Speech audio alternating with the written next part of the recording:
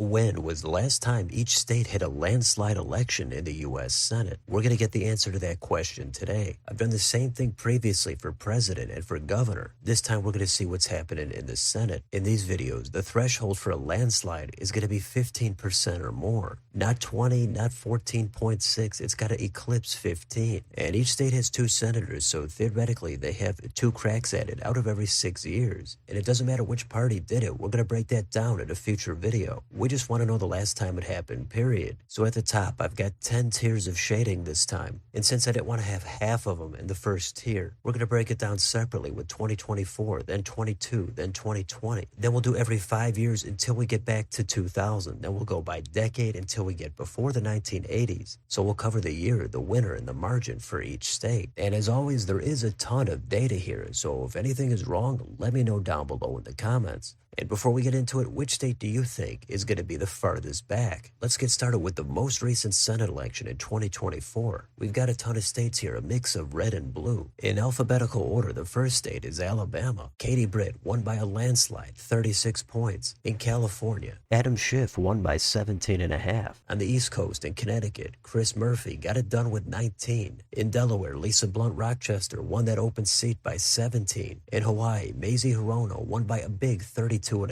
Indiana had Jim Banks winning that open seat by 20%. In Kansas, the margin for Jerry Moran was 23. In the Northeast, in Maine, it's not a Democrat or a Republican here. We've got independent Angus King winning another term by 17.5 in a 3-way race. In Massachusetts, Elizabeth Warren won by almost 20. Then in Minnesota, Amy Klobuchar secured another term by 15.7. How about down in Mississippi, Roger Wicker, his margin was 25.5. In Nebraska, it was a special election for Pete Ricketts, and he won by 25. In New York, Kirsten Gillibrand won by 18. In North Dakota, it was Kevin Kramer who got it done by 33. Then in Rhode Island, Sheldon Whitehouse won by 20 points. Then in Tennessee, Marsha Blackburn won another term by 29. Out west in Utah, John Curtis won that open seat by nearly 31. Then in Vermont, we've got Bernie Sanders, technically an independent, and his margin was similar at 31%. In the Pacific Northwest and Washington, Maria Cantwell won another term by 18.5. In West Virginia, Governor Jim Justice secured that open seat by a massive 41%. The last state in this tier is another super red one. It's Wyoming. Here we've got John Barrasso getting it done by a massive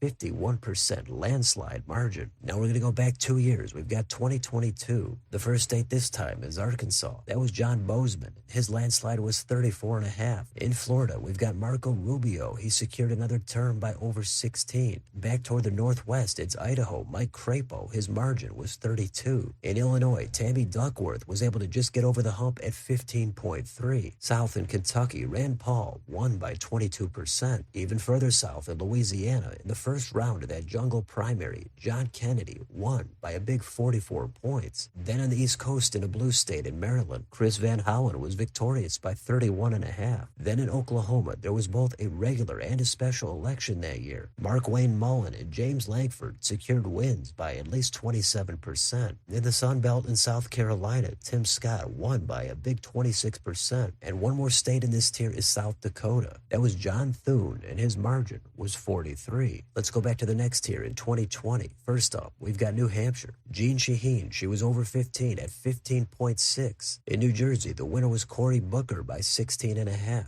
The last state in this decade is Oregon. They just missed out in 2022, but in 2020, Jeff Merkley got it done with 16.5. Now let's go back to 2015 to 19. The first state here is Virginia. The year was 2018. The winner was Tim Kaine, and his margin was 16. 2 years before that, in 2016, we've got Alaska, and the winner was Lisa Murkowski. She just hit a landslide at 15.2 over Libertarian candidate Joe Miller in a 4-way race. You might remember Murkowski beat Miller 6 years earlier as a write-in. Then we're going to go to Iowa. Here we've got Chuck Grassley. He clinched a 7th term here by 24.5. Then we've got Ohio, and here the senator is Rob Portman, and his margin was 19. Let's go back to the next tier, 2010 to 14. The first state here is Montana. The winner is Steve Daines, and his margin was almost 18 points. The other state in this tier is Texas. This was John Cornyn getting it done by a pretty impressive 27. In 2012, we've got a couple more states. First is Michigan. Here's Debbie Stabenow running up her margin by 21%. The other state in this tier is Missouri. It is a red state, but the most recent side to do it here was the Democrats, and that was Claire McCaskill and her margin 15.7. Back in 2010, we've got two more states. First is Arizona. Not a surprise here, the winner was John McCain. He got his landslide up to more than 24%. That's a former red state, currently a battleground. And we've got another state that fits that description perfectly. It's Georgia. Here was Republican Johnny Isaacson. He got his margin up to 18%. Now we're going to go back to 2005 to 9. First in 2008 in New Mexico, we've got Democrat Tom Udall getting his margin up to 22.5. Then in 2006, we're going to hit up a swing state. It's Pennsylvania. This was Bob Casey defeating incumbent Republican Rick Santorum by 17%. And there's another Rust Belt state here. This time it's Wisconsin. Here it was a total blowout for Democrat Herb Kohl. He got his margin up to 38%. Then we'll go back to 2000 to 2004. We've got one state here. This time it's Nevada. The winner here was Harry Reid, and his margin was way up there at 26%. We've only got a couple of states left. Next, we're going to go back to the 1990s. The state this time is Colorado. It was close in 22 with Michael Bennett, but the last time it was over 15 points was 1998. You might think it was a Democrat, but it was actually Republican Ben Nighthorse Campbell. He did used to be a Democrat, but in 98 he won another term for the GOP, and his margin was very convincing at 27%. We've got one state left, and it's not going to be in the 1980s. We're going to have to go back to the farthest tier, and the year this time is going to be 1974. You can see which state it is, and it's North Carolina. So it's been 5 decades, but the last senator to win here by a landslide was Democrat Robert Morgan, and his margin was 24 points. And that's the whole map. We've got every state doing it in just about the last 50 years. The vast majority have done it in the past 10. But with North Carolina having the longest drought, they also have the current longest drought for the last time a governor won by a landslide as well. So North Carolina pretty consistent. They've just had a ton of relatively competitive elections since the 1970s. Other than that, you might be surprised that Colorado is the second longest drought, and that was claimed by the Republicans. But at the same time, Dems can claim they've done it more recently in the red state of Missouri. Plenty of these states almost hit 15, but they just missed out. These days, if you're in a deep red or blue state, it doesn't take a ton to hit 15 points. But any states today we consider to be purple might have droughts that go on for a long time. And if you go back a couple of decades, a lot of red states elected Democrats in the U.S. Senate, and a lot of blue states also elected Republicans. We'll break it down for each party in future videos. But if you're looking for any of these droughts that might end next, I would think Colorado has a decent chance. And on the Republican side, Missouri seems like a pretty good candidate. Other than that, it usually takes the right candidate at the right time with the right national environment to be able to hit that 15-point landslide. So this is the map for the last time each state had a landslide election in the U.S. Senate. So let me know in the comments, which of these states surprised you the most? Which do you think are going to go on for many more decades? And which couple of states do you think might end their long drought next? Let me know what you think about any of the data down below on your way out. Don't forget to like, share, and subscribe. Join if you'd like to support the channel. Thanks for watching. I'll see you next time.